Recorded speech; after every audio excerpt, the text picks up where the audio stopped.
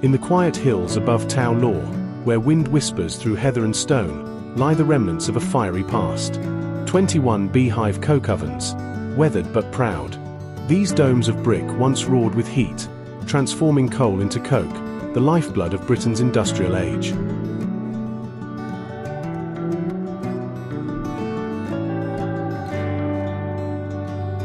Built around 1875, the ovens were part of Inkerman Colliery.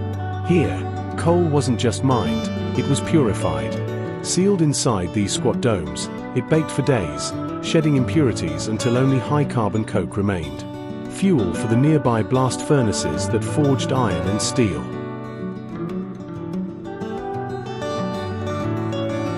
At the time, County Durham boasted over 14,000 beehive ovens. Tow Laws were among the finest, arranged in rows, covered in earth to trap the heat.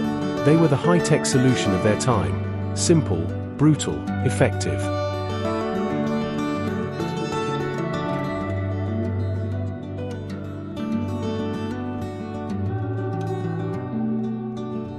By 1880, the fire began to fade. New, more efficient recovery ovens emerged, capturing byproducts like tar and ammonia. The beehives fell silent.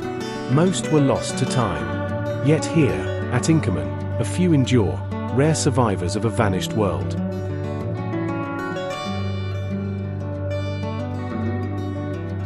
Thanks to local passion and heritage funding, this site was saved.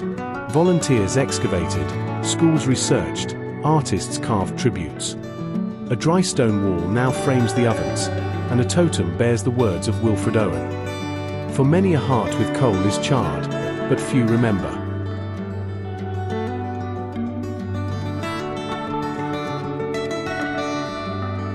Today, these ovens stand not as relics, but as storytellers, of sweat and smoke, of transformation, of Tow Law's place in the furnace of history.